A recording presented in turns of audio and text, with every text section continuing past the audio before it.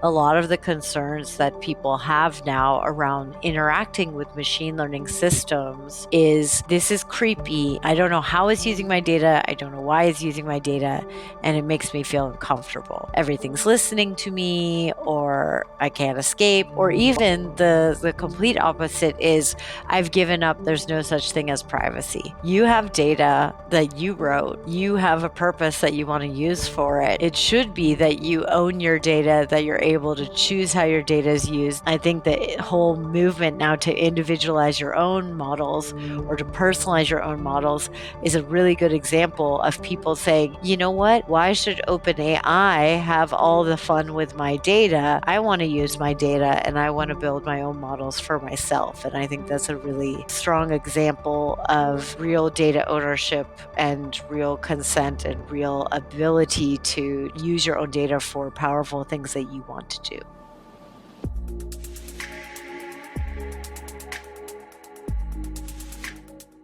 This episode of Ken's Nearest Neighbors is powered by Z by HP, HP's high compute, workstation-grade line of products and solutions. Today, I had the pleasure of interviewing Katharine Jarmul.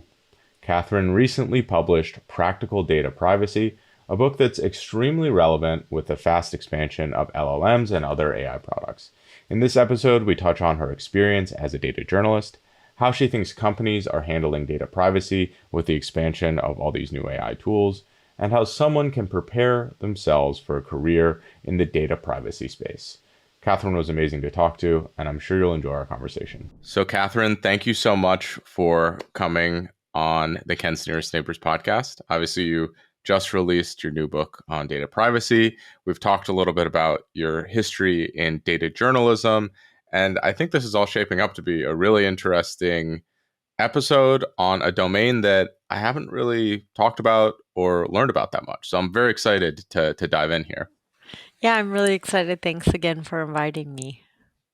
Of course, of course. Well, so one thing we do to get everyone a bit more familiar with you is I'd love to hear a story about how you first got interested in data. So was this a pivotal moment? Did something happen and say, hey, this domain's really interesting? Or has it been more of a slow progression over time? I think that it's probably always been interesting. I was a bit of a kid that was into math and so forth. But I think the first time that I really think I worked on data and I saw its powers was doing my thesis in university, in which I studied embedded and non-embedded war reporting in the war in Iraq. And I did a statistical analysis of sourcing and so forth. And I actually found an outlier. And in finding that outlier and then doing some qualitative interviews, that outlier was the only one who was a native Arabic speaker.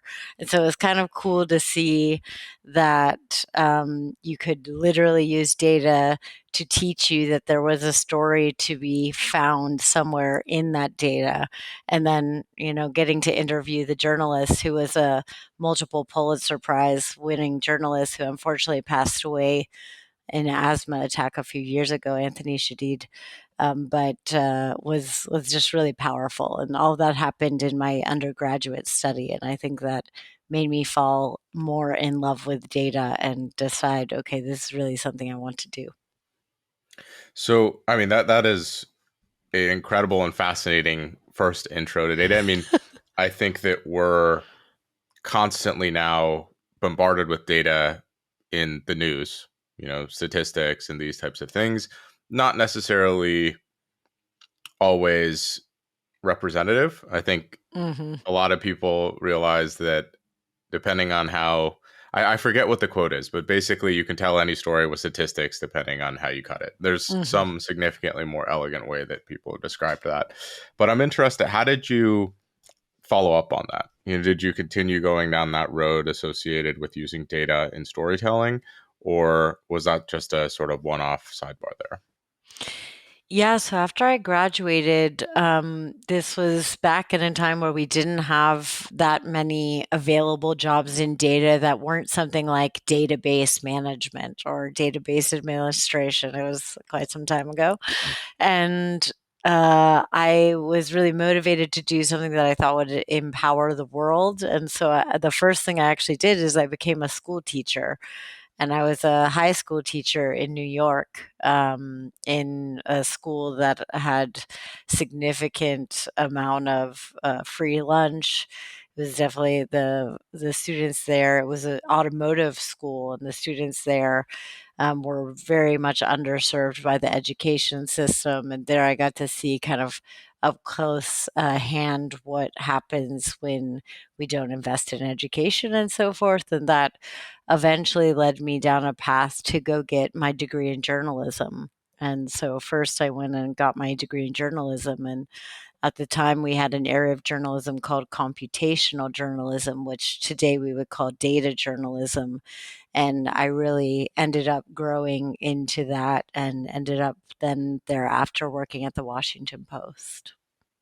That's amazing. And would you be able to describe data journalism? It seems pretty straightforward, but I feel like there's a little bit more nuance to what that is if there's a whole domain associated with it. Because this isn't something that I realized was taught in journalism school at all. Yeah, yeah.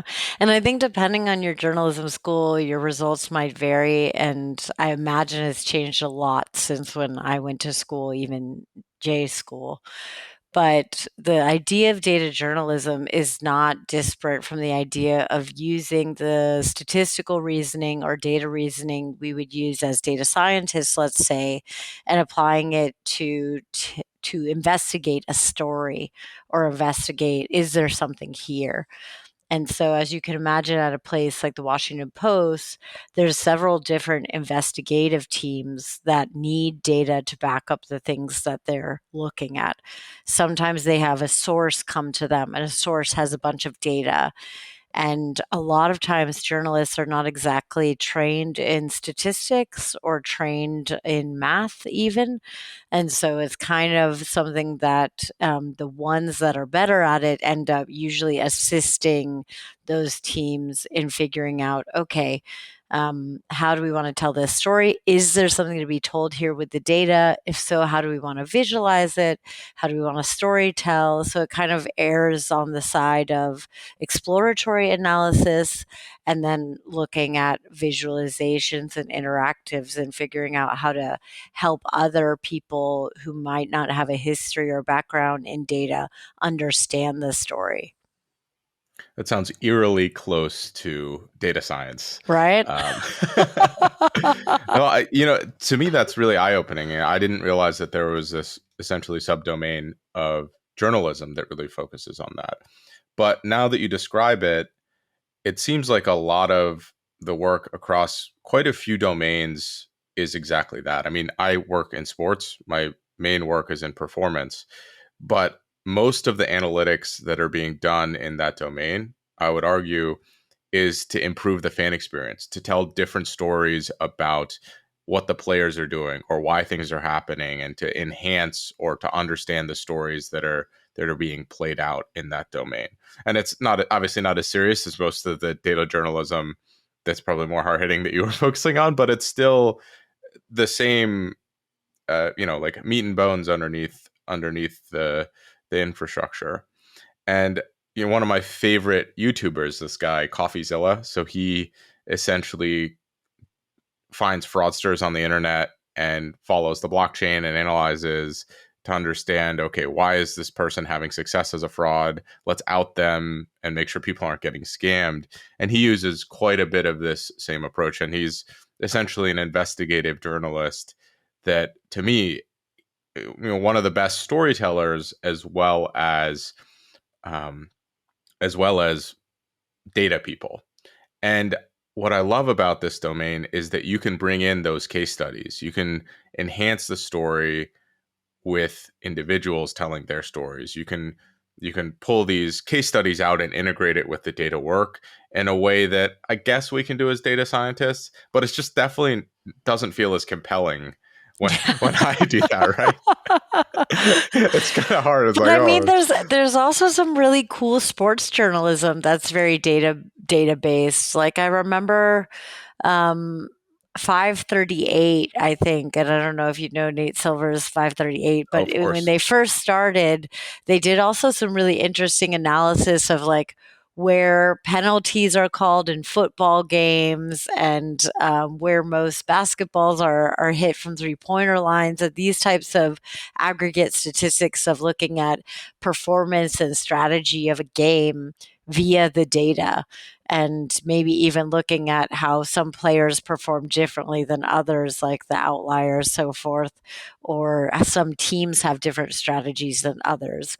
And I think that could be really fun, especially for sports fans to take a look and investigate how does your team play, and all the data is there. Like that's the best thing about sports is there's so much data and There's so most of it much. is published online, so you can actually really get quite a bit of data without trying too hard.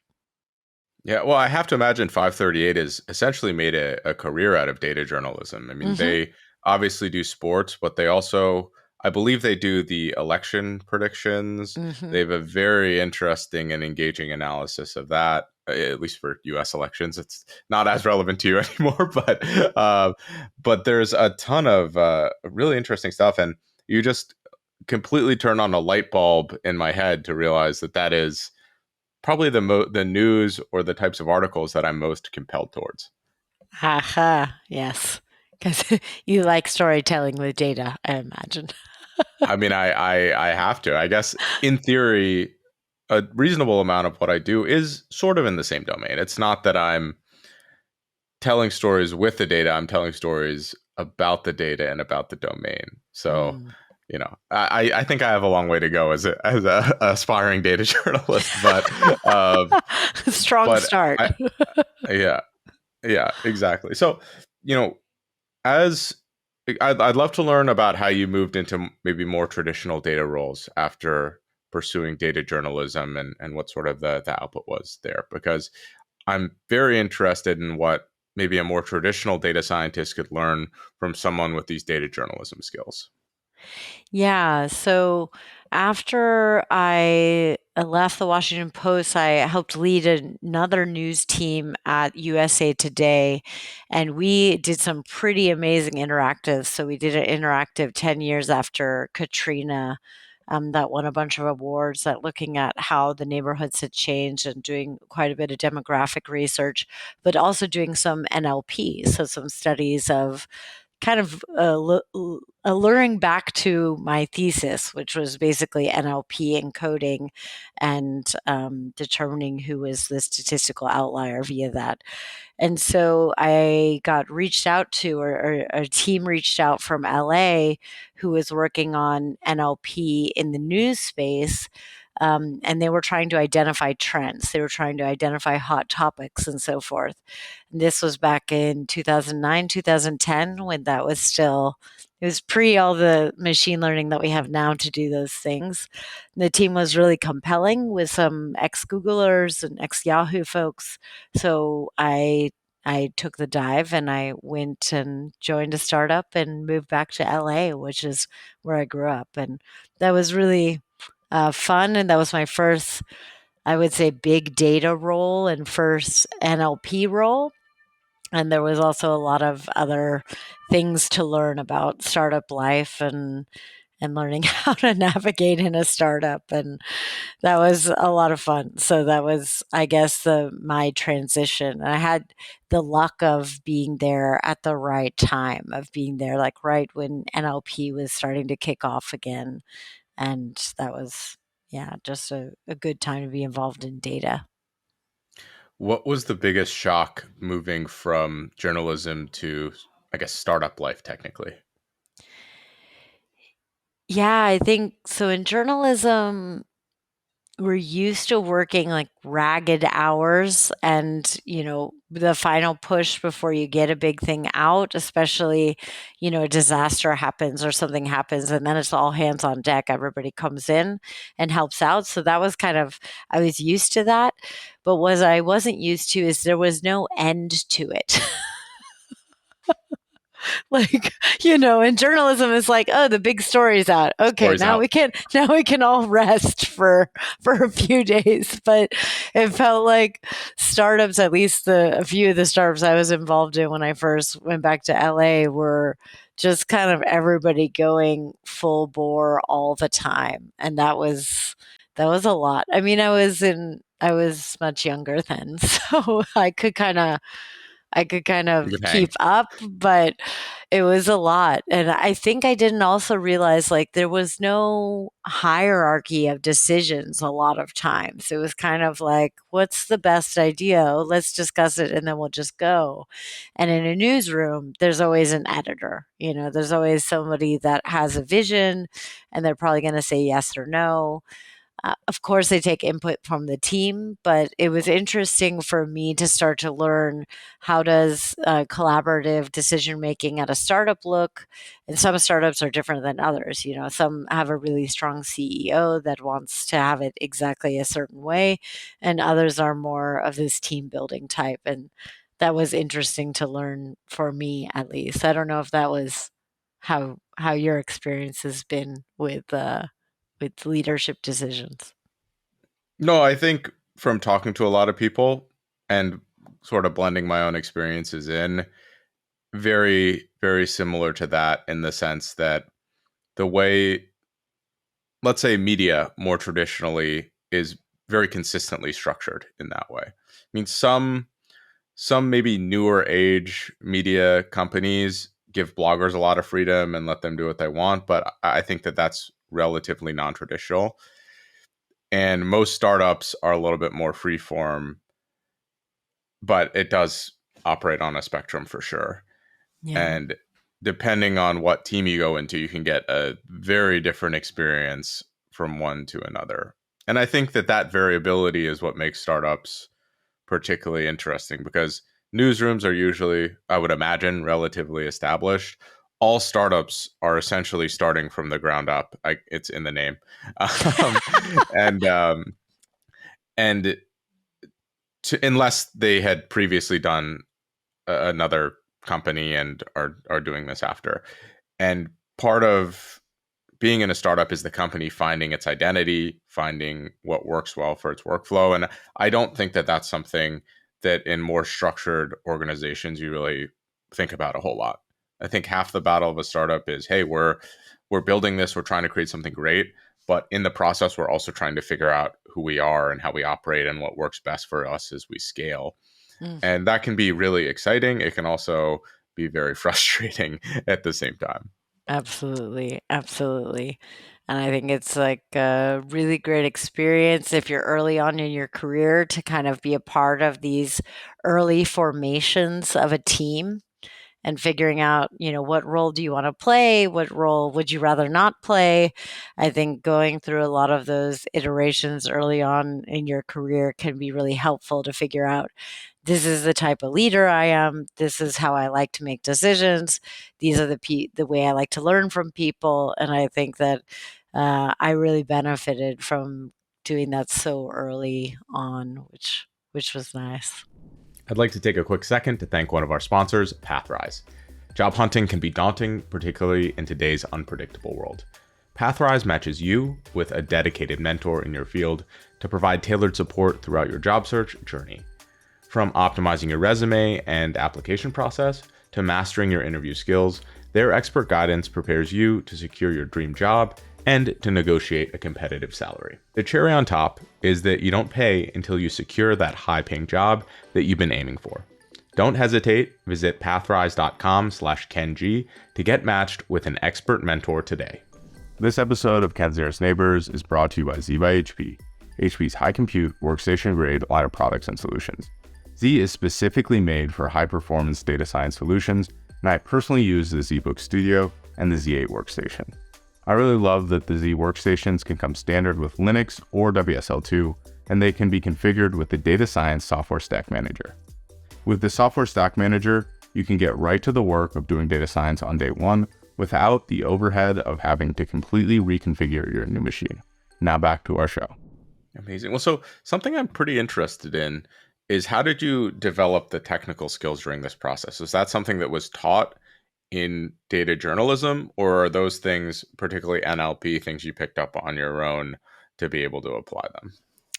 Yeah, it's a great question. In data journalism, I think the only thing that I learned is they taught us Flash. Do you remember Flash? Yeah, it has been attired. Yeah, yeah, he Adobe has got retired some at some retired. point in time. Yeah. Anyways, but the good thing was is I had done statistical reasoning with language as part of my undergraduate thesis, and I was a little bit familiar with how do we encode language into data. Of course, it's different now, so we didn't have the concept of embeddings, we didn't have any of the stuff that we have now in NLP, but we still had ways to encode language into computational space of some sort and then to run analysis on it.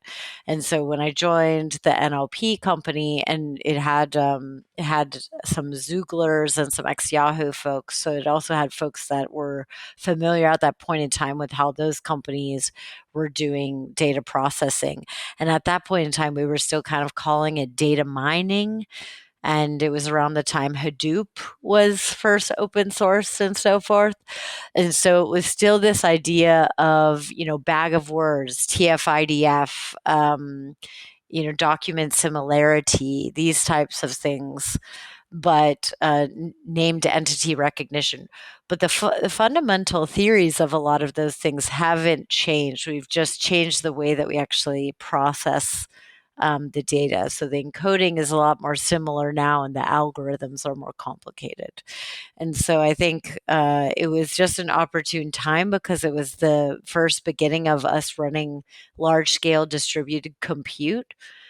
Even as a startup, you could do that. And I think that that was a really great time to just dive back into it. Then how did I learn? I mean, I've always been good at math. I think I continued being curious about math. And I like to try to say to folks, the field of data science, it didn't exist when I went to school, but I still was able to learn it and do it. And I think I want to encourage people who don't have traditional data science backgrounds to say, okay, I can read through this, I can reason about it, I can bring whatever skill set or strengths that I have, and I can help boost my own self learning through the process. And I think for me, that's also how I learned deep learning and all of the other stuff is through self study and taking part in courses and so forth, but mainly self study, reading books, working through the math, reading papers, and being curious about it, experimenting with it as deep learning became a real thing in NLP around whatever 2012, 2013. I don't think we could be more aligned on what you just said there. I completely agree. And I really like what you said about curiosity, that you were curious about it. I think that that is the biggest barrier that people need to, well, not the biggest barrier, the thing that people need to be mindful of the most is that when you approach a domain, let's say deep learning, it seems very complicated. And in some sense, it is very complicated. But the more you learn, the more knowledge you accumulate, the less the less complicated it is. If you understand one concept, that means you'll probably understand the next concept better. And so you Hmm. have this really steep learning curve to get to this critical mass of knowledge. And then once you reach that, everything else becomes relatively more easy because you've built up a body of knowledge to be able to reference. And I think a lot of people, when they transfer in or they try to pick up this domain, they're focused so much on the things they don't understand that they get overwhelmed. When if they rely on the things that are familiar to them, they can pick it up way easier. And I just couldn't agree more about sort of playing to your strengths and entering in there and then sort of branching out through that. Yeah. And that's why some of the people that I sponsor, I've told, I don't know if you've heard of this idea, but to keep a log of all of the things, the times that you get stuck And to literally write, like, I'm stuck, like, this is what I can't understand, whether you're debugging something or whether you're trying to work through a textbook or something, and then look back on it a month or two later, because, and write down too when you figure it out or when you get unstuck. And I think that people don't realize that they're learning so much because the field is so massive, that they're always being confronted with things they don't know. But what they're not taking the time to do is appreciate what they already do know or have learned. And I think it can be really useful, even just to reward yourself and be kind to yourself. Hey, look at all this stuff I knew. A year ago, I didn't know what nearest neighbors was as an algorithm, and now I do. Or a year ago, I had no idea what cluster compute was, and now I do. And so I think there's so much that you can be kind to yourself while you're learning, especially such a field like data science, which is way too big.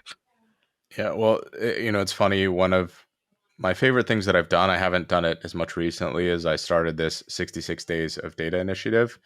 So essentially, for 66 days straight, and 66 days is the average amount of time that it takes to ingrain a new habit. Obviously, a Mhm. problem with averages, but that's where the 66 came from. But Okay. essentially, every day you spend at least 5 minutes learning, and every day you post about it somewhere, whether it's in the Discord server, whether it's on Twitter, whether it's on LinkedIn, whatever it might be. We have people going for 500, 600 days now, which is really cool. But the Nice. coolest thing is that they're building a catalog of all the things that they've learned, and they can go back to their early days. They go back through all 66 days or whatever it might be and see how far they've come and see the momentum they've created. So we're, again, complete kind of mind meld on that front. That's really great. Yeah, no, I mean, I think we don't celebrate the wins sometimes enough when we're just starting out in a new thing and it feels a little bit daunting. That's really awesome. That sounds like a very cool project. Yeah, well, there's also the accountability factor is if, hey, I'm going to be sharing this in a community, other people can encourage you, other people can give you feedback. And there's just so many cool things. I really should do another session. I was trying to do two a year, but life got in the way, and that's not a good excuse for me. I need to be a little bit better on that front. Before we leave the media topic, I want to make sure we definitely touch on data privacy in a little bit. But there's been a lot of change in the media landscape recently. I think large language models make it very easy to produce reasonably high quality content at massive volume. Mhm. So maybe not, obviously not the best quality of content, Mhm. but I've been fooled by what is written by ChatGPT and what has been written by a human before. Let's put it that way. Mhm. And so I'm wondering what your perspective is on how data and innovation in AI is changing the media landscape, and if it's a bad thing or a good thing. I mean, I tend to stray away from bad good labels on Totally fair. technology, but even when I was active in journalism, which now has been some time, mind you, there was still what we at that point in time called robo reporting.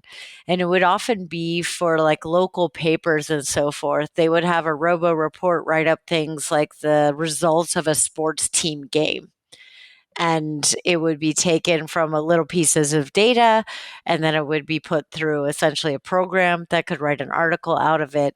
It was no machine learning, let's just be very clear, but it was still a computer writing an article given a few pieces of data. And we also had that for elections. So oftentimes for like the little small elections, the city, council, those would all be robocopy, if you will. So it's not exactly very new, the idea that computers will assist in articles, at least in a certain realm of that. But what we do know is the large language model cannot know what will happen in the future, and it cannot write what will happen in the future. And should there be, let's say, another global pandemic, it will not know how that will happen. So I think there will always be news reporting. What I think it might create is a lot more of these content farms. And I don't know, I was in the Los Angeles tech scene when Calacanis had Mahalo running. And I don't know if anybody knows what Mahalo is, but if you're listening and you know what Mahalo is, you might know where I'm going with this. It was basically like an SEO, SEM farm thing where you just try to put as much content that you think will attract clicks on a page.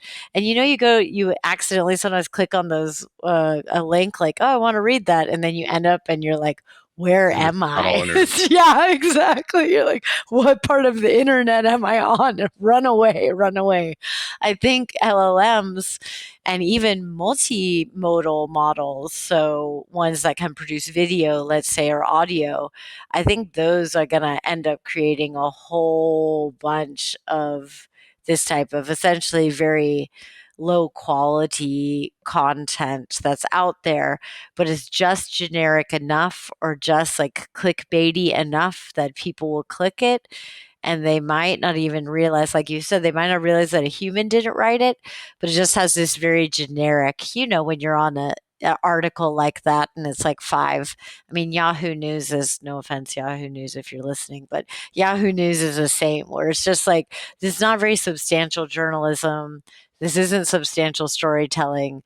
This is just either some facts or maybe some non facts in the case of LLMs on a page that somebody got me to click on. And the somebody that got me to click on is most likely another algorithm, right? So I think what we have, the only danger that I see is not for journalists doing their job, it's for people being able to discern um, real content versus not real content, particularly if we start to branch off into misinformation or disinformation, where people are trying to politically influence voters, let's say, or to get people to buy into a fraud or things like this. And I think that it won't affect journalists as much as it will affect people's ability to make a decision on reality.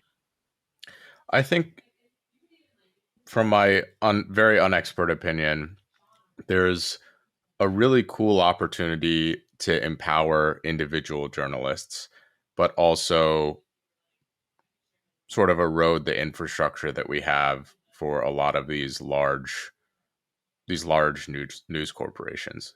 I think inherently with all these models out there, people are going to distrust mainstream media less because they're inundated with so much information, because there's essentially this deluge of content that's coming at them. And I would hope that this is an awesome opportunity for individual trust, like individual people that consumers trust, to have their own platforms to tell the stories they want and to have them funded through Substack or newsletters or whatever it might be.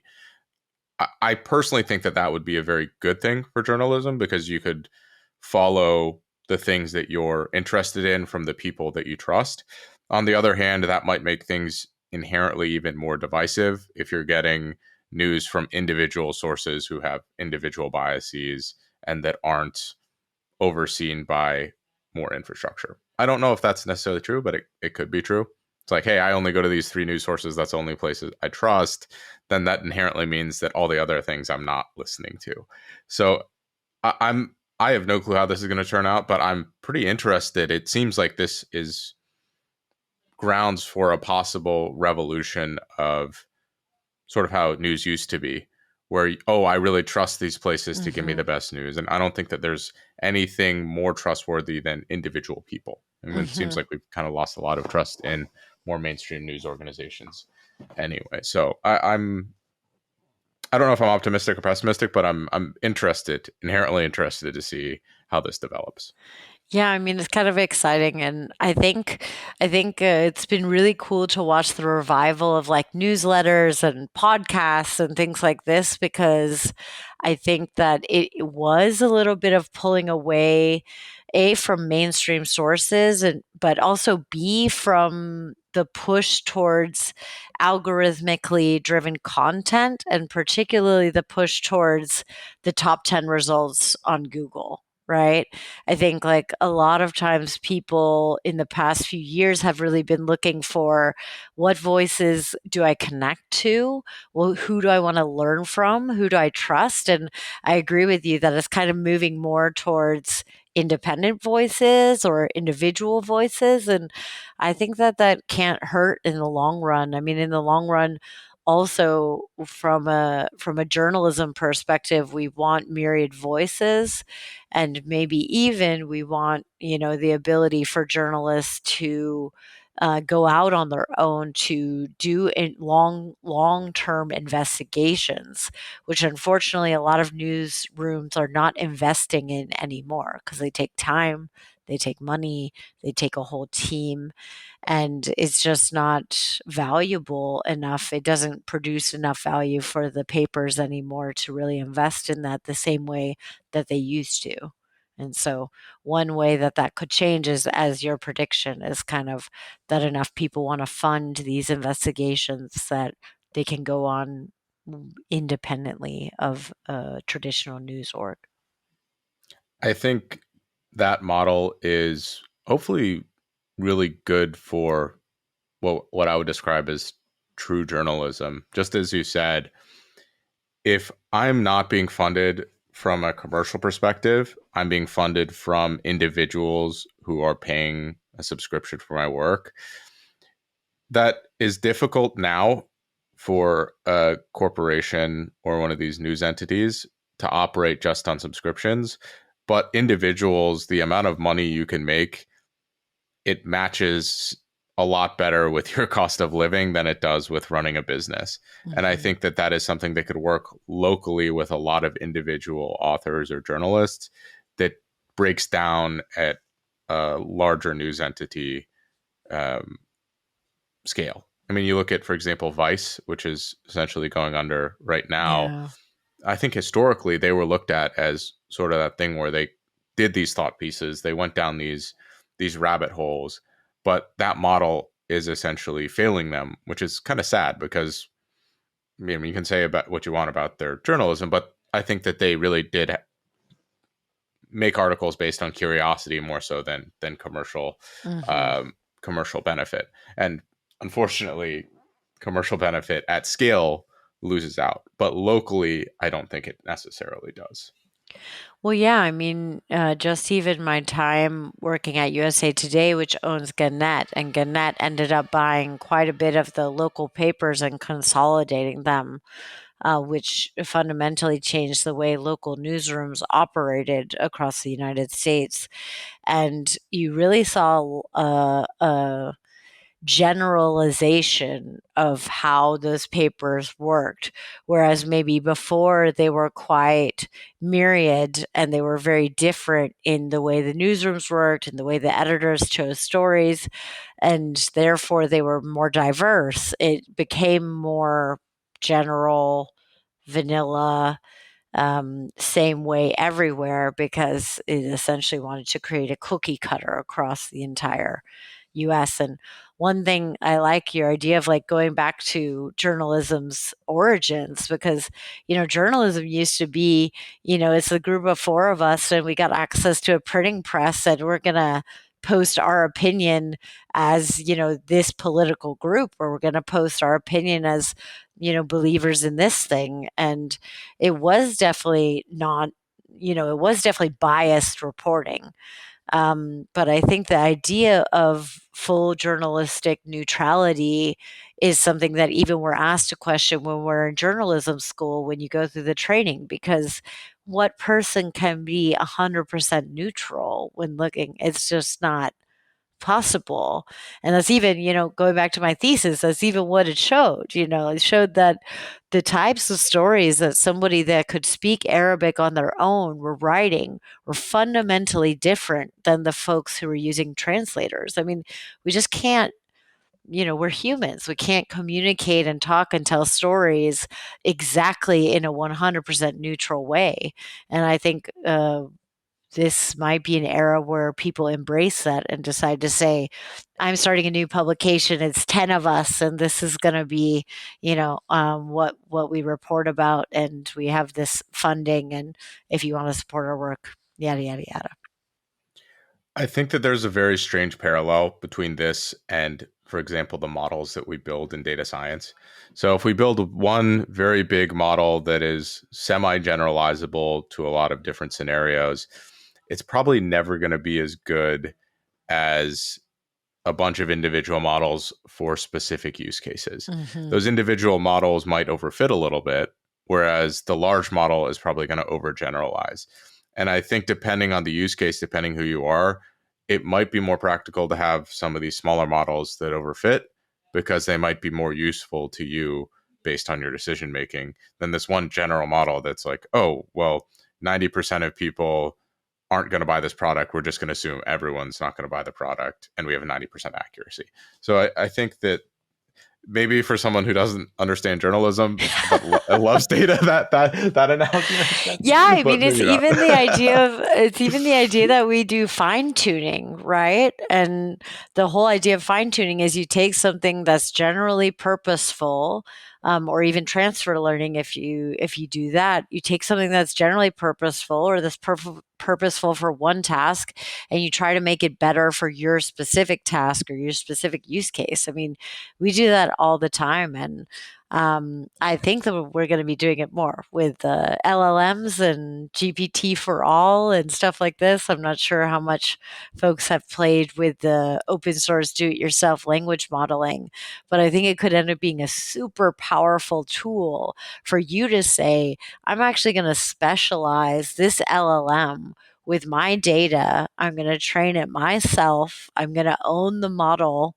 or I'm going to fine tune it, right? Or I'm going to build my own reinforcement learning with human feedback layer, whatever it is. And I'm going to have something that really can talk like me, or that can talk about subjects that I like, or can talk like authors that I like. And I think it's a really powerful thing to be able to think of, what does the individualization of machine learning look like in our future, which I feel like right now is going through a very special turning point. Well, that's something I'm exploring right now. So I have one of the most unique data sets in the sense that through all of my YouTube career, I've responded to almost every comment that I've gotten. We're talking thousands of comments. So I have the perfect data set for RLHF. Amazing. So in some sense, I should be able to train a model based on my responses to a lot of questions. A lot of them are like, yes, thanks for watching, stuff like that. But at the same time, there's a lot that have reasonable content where people are asking me questions and I'm giving them legitimate feedback from my experiences. I also have all the video scripts and all the content, Medium posts, LinkedIn posts, tweets that I've written. Not as good for RLHF, but I'm interested to see what I can build with that, uh, in the near future, because maybe I can just obsolete myself and then then I just cruise off into the sunset. So everybody heard it here first. When you become an AI podcast, then everybody will know. That would be a very interesting one if I interviewed the AI version of myself Yeah. for a podcast. I will put that down in the notes. That'll be a good one. Uh, I hope you can trick your AI self.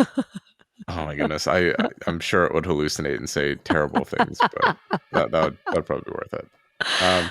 So let's switch gears a little bit. I want to focus a bit more on data privacy. This is obviously a huge part of your life. What is data privacy, and how did you get interested in it? Well, I think we can connect it directly to what we're talking about. You have data that you wrote, you have a purpose that you want to use for it. Um, it should be that you own your data, that you're able to choose how your data is used, that you're able to also, monetize your data if you want to, or all of the different things that you want to do should be essentially within your control. And so when we think about data privacy, we think about the idea of an individual being able to consent to what level of information they want to give to a person, to a service, to a system, and what they're getting in return for that, right? And so This is these contractual relationships and these consensual relationships that we really should have with our data, and where it goes and how it's stored and who's using it and for what. And that's essentially the root core of the idea of data privacy and why it's so connected to human rights, especially in concepts like GDPR or the Brazilian law LGPD. It's a basis in human rights because humans have rights to the data that they produce. And so I think the whole movement now to individualize your own models or to personalize your own models is a really good example of people saying, you know what? Why should OpenAI have all the fun with my data? I want to use my data and I want to build my own models for myself. And I think that's a really, strong example of, real data ownership and real consent and real ability to kind of use your own data for powerful things that you want to do. Amazing. So, what is the current state of data privacy? I would imagine it's a little bit, I guess, lumpy in some sense. I mean, so data privacy is essentially getting quite a bit of attention. I'm not sure if you heard the $1.3 billion fine that Facebook got handed down from the Irish data protection authorities this week, but I think it's a growing regulatory concern. I think there's a growing financial cost for not paying attention to things like data privacy. But then it's also, I think, a thing that's starting to become in the zeitgeist of things. I mean, I think a lot of the concerns that people have now around interacting with machine learning systems or even just computing and large data systems is this is creepy and I don't know why it's, I don't know how it's using my data. I don't know why it's using my data, and it makes me feel uncomfortable. And so this is what we see a lot of people of being like, everything's listening to me, or I can't escape, or even the complete opposite is I've given up. There's no such thing as privacy, right? But all of these different viewpoints are the same human emotion, which is I don't have control over any of this. And it doesn't, obviously, losing control, especially of your personhood, which is, some semblance of your data, is not a great feeling for anyone. So I think in even just a cultural sense, that data privacy is also having a moment, which is probably why it's having a moment in regulation as well. So, how is it being viewed in regulation by different countries? I know different countries really have different perspectives on what data privacy is. I think, correct me if I'm wrong, most of the countries in Europe are very conservative with data privacy. The US is sort of a middle ground, and then countries in Asia are generally, and this is mass generalization, I don't want to offend anyone, but countries in Asia are a little bit more um, believe less in individual privacy and their rights there. Is there legislation that varies by country or by continent, or is this something that is a little bit more uniform than I'm describing? It's definitely country by country. Of course, in the EU, we have the GDPR, which covers the entire EU, which is, of course, the 27 plus two member states, right? I think get covered under GDPR. But we also see, so like Brazil has an extremely strong privacy law called LGPD, and Chile is now writing one as well, that's fairly strong. China last year came out with PIPL, which is a fairly strong, at least when you read it on paper, law about privacy in China, and that's particularly protecting Chinese data from leaving China. So it's also, when we think about these laws, and that was also some of the stuff that came down with Meta this week, and some things that are being proposed also in India, sometimes it's about data sovereignty, and it's about saying the data of the citizens of this country will not leave this country. And I think it's really interesting to see how this is playing out, because it's kind of playing out in all sorts of political zones, like right, left. This doesn't divide neatly on party lines. In fact, it starts to actually make a very varied picture of who cares about privacy, why do they care about privacy from a regulatory aspect. And in the US is heating up too. So California, with CCPA made some inroads, but when CPRA passed, and it'll go into effect in September, it's really going to completely change the way US privacy works, because it's the first time that there's an agency dedicated to privacy in the US. And it'll be only for the state of California, but California tends to lead in these regulations anyways, like they did with some of the stuff around the automobile industry and so forth. And so I think it should be quite interesting to see like how it plays out. I know that the federal government in the US has also been talking about a federal law. I have no idea if that'll happen, but I think it's really a changeable landscape even from a year to year basis right now. So, in maybe more layman's terms, can you describe just a little bit about what that legislation, for example, in the EU means for privacy of the individuals and like data sovereignty, and then maybe a little bit about what is happening in California and what the implications are? You don't, I mean, just high Yeah, level, yeah, yeah, because yeah. I feel like this is Again, something I'm not a for lawyer. I'm hours. not a lawyer. I'm a data person. So, talk to a lawyer if you have questions. Just want to tell that for people. But GDPR gives essentially 8 fundamental data rights, or maybe it's 7 if we count out exactly ones. But it's based in the idea of human rights, and so it's based in the idea of you should be able to know what data is collected about you. You should be able to say no to processing of your data.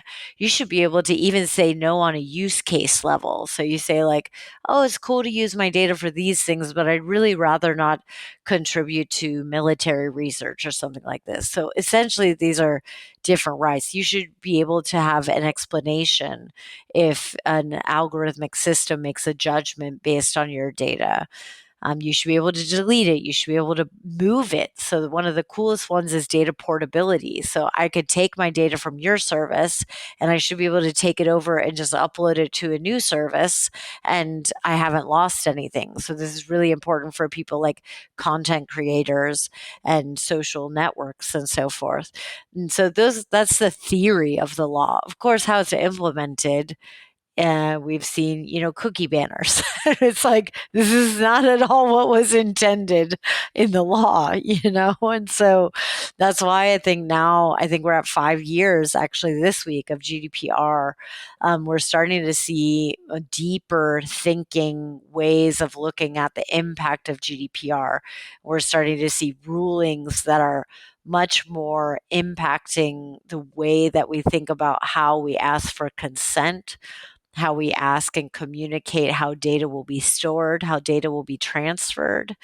And I think if you're a data scientist and you want to have a long career in this space, I think it's of course I have a biased opinion, but I think it's reasonable to start thinking about, how do I actually think about the user's data that I'm processing, and would they agree to having their data processed this way? And even if they would agree, at what point in time am I going to ask them again? Because consent expires. So if you agree now, and then I'm still processing that same data you agreed on 10 years later, that's not really seen as a valid way to do things. And so it's interesting, because when you start thinking about it as a human, it makes sense. But as a data scientist, it's like, oh no, what are we going to do when we don't have any more data? And I think hopefully there's like a middle ground there. The California law, you can think of it as much, much, much more lenient than GDPR, but it does allow people to opt out, and it especially allows people to opt out of third party sharing. So if you collect my data and I give you consent and I say, it's cool if you process my data, it's going to become a lot more difficult for you to take that data and sell it to somebody else or to share it with somebody else. Those are the things that are going to become a lot more complicated in California. Interesting. Well, it seems like companies or some companies care a little bit more about this than others. I mean, I think Apple, they obviously operate globally, and they're like, well, if we're doing it here, we might as well do some other stuff here. Or at least, they let you opt out of app sharing and those things like that. I'm not saying that they're a best case study or benchmark, but it's something that I've seen and experienced when I use a phone. I'm interested. Can we do a little case study, for example, maybe of what's going on with TikTok and data privacy to have some concreteness in understanding the domain a little bit better? Because that's something obviously front of mind for a lot of people. Should we ban it? Is our data in danger of going to China and being used in crazy ways? Um, do you have any kind of context on that? And uh, would you be able to maybe describe it in data privacy terms?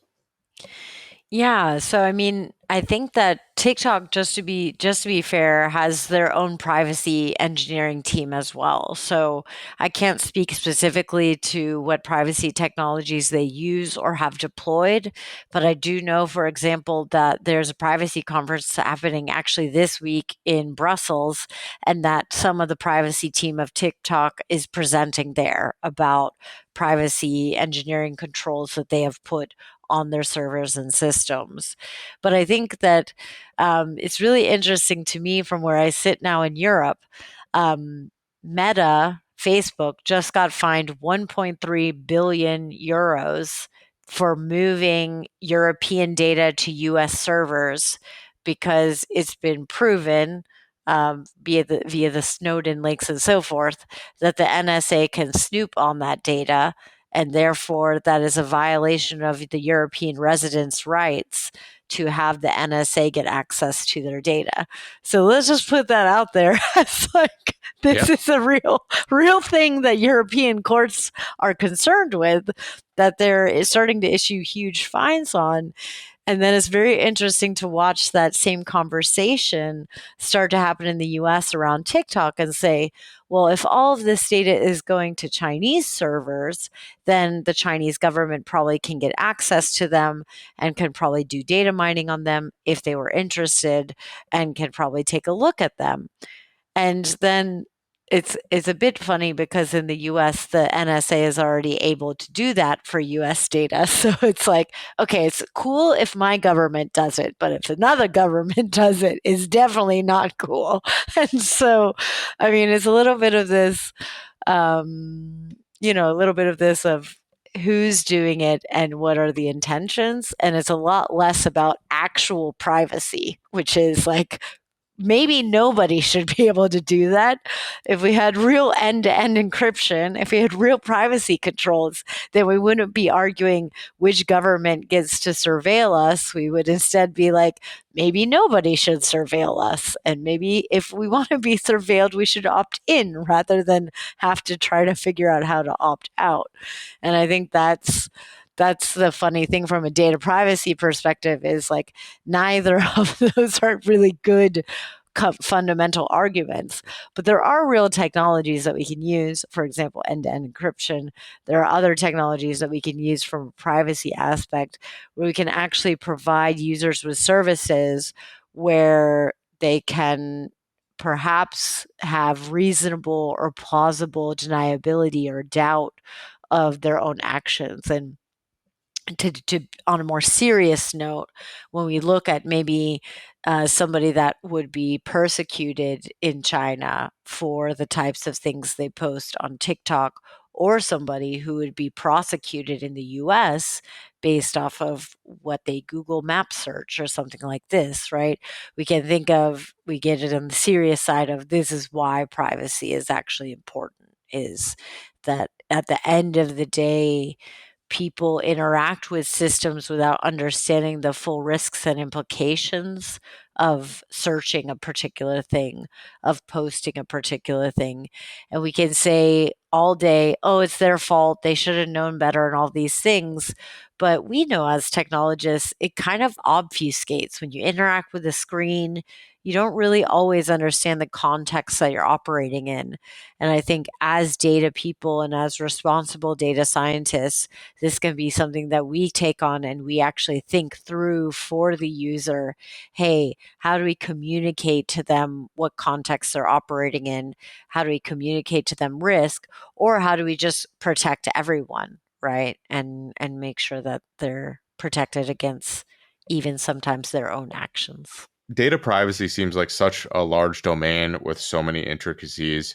Can you tell me about the book and how you approach explaining data privacy, talking about the use cases and how to learn this domain? Because to me, that's something that is a very large, almost insurmountable task, and I'm very fascinated with how you've described this.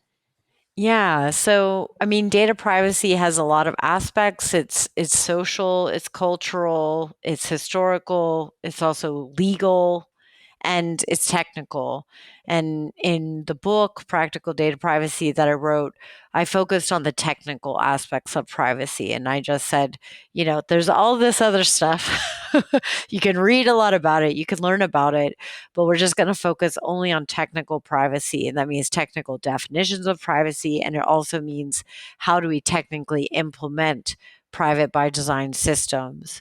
And the reason why practical is in the title is because I wanted to take it away from just being theoretical, and I wanted people to actually get into coding privacy into things like machine learning systems, data engineering systems, and even data science systems. And I wanted people to learn some theory, play around with some of the different modeling or math that goes along with that theory, and then be able to close that chapter and close the book ultimately with actual open source libraries they can use. They can start experimenting with tomorrow and they can take away. And I think the main point for me of the book is how do we get people who are privacy curious over the learning curve of entering into the technical field of privacy and into actually experimenting and doing. And thankfully, the technology itself has really come into its own in the past 5 to 10 years. And so now it is quite possible to build better, more private, more secure, and more secret systems using technology. The book is basically just a taster.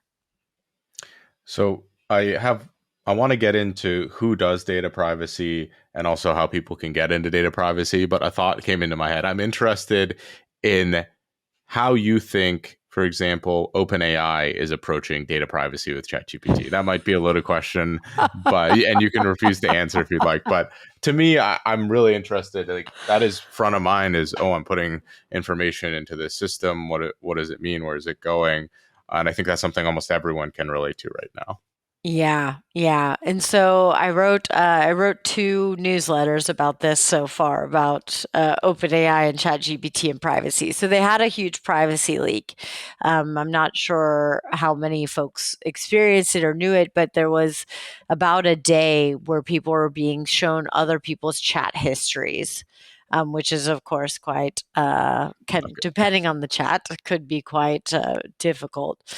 And this was when Italy actually banned ChatGPT. So Italy banned ChatGPT when this leak happened because OpenAI directly said the data that was exposed includes credit card numbers, names, email addresses, real addresses, so on and so forth. And so OpenAI is readily aware that people are putting private information into ChatGPT and probably doing so sometimes knowingly, sometimes not knowingly. Sometimes just copy entire document, paste into ChatGPT and say, please summarize for me. But what OpenAI wasn't doing at the time is the ability to opt out of that going directly into the reinforcement learning system, right? So those chats were basically probably, we don't know for sure, but probably being used for what happened with GPT-4 and perhaps what will happen with future iterations of even the RLHF layer. And so the one thing that they did to comply, so they had 30 days to comply, and Italy turned them off. And the rest of Europe started looking, are we going to turn them off or not, based off of how they respond. Now, when they responded, and this is largely a response I think that came from Microsoft, and Microsoft knows how to deal with regulatory concerns, they said, okay, we're going to give people the ability to opt out. We're going to also give people the ability to deploy their own model in Europe. And we're going to give people the ability to fine tune and own and deploy their own model in Europe. And I think that that's just the beginning of dealing with the privacy concerns. But it was pretty clear to me that OpenAI themselves probably didn't think through much, but that the Microsoft, who has invested a bunch of time and resources into building out GDPR compliant systems, has actually started now probably taking the reins a bit more in, let's think this through. Let's not just build and deploy and retrain and build and deploy and retrain without thinking about where the data is coming from. And potentially that will help make it more private by design in the future. But it's very hard to retrofit these things. And I have to just say, I've already filed a deletion request for my data to be deleted from all GPT models that are owned by OpenAI. And I have yet to receive a confirmation. So it should be an interesting and exciting uh, thing to follow. Should you want, you can sign up for my newsletter and see how Yeah, it I'll goes. leave the links to that and the specific newsletters in the description of this video. I feel like that's a cool way for anyone to learn more and sort of tune into the saga that you have going on. That was way more than I could have asked for. Excellent description. That definitely news to me, not things that I was conscious of. So let's say someone wanted to go into data privacy. Well, first, who is doing data privacy? For example, at a company like OpenAI, who should be doing data privacy? And how can someone get into this domain? So, I mean, most of these companies, and probably your organization as well, has a legal department and maybe even a privacy team, and maybe even a data governance council or data governance team. And all of those people have some sort of responsibility for data privacy. But the growing part of the field that I'm really excited about is called privacy engineering. And this is a term that's kind of been around for about 10, 15 years, but is growing. You know, you can see the growth of it. And this is really people that bridge the technical divide. They can go implement things, they can build things, they can experiment and learn. And they often now have also data science experience or machine learning experience or data processing experience, data engineering, I guess.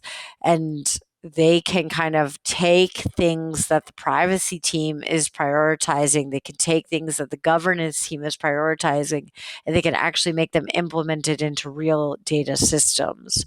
And I think that that's the most exciting part of the privacy field right now, in the way that it's growing. And privacy professionals, even on the legal side and so forth, those are growing as well. So the IAPP did their annual privacy survey of privacy professionals and their salaries, and they found that they're growing year over year and starting to grow even more.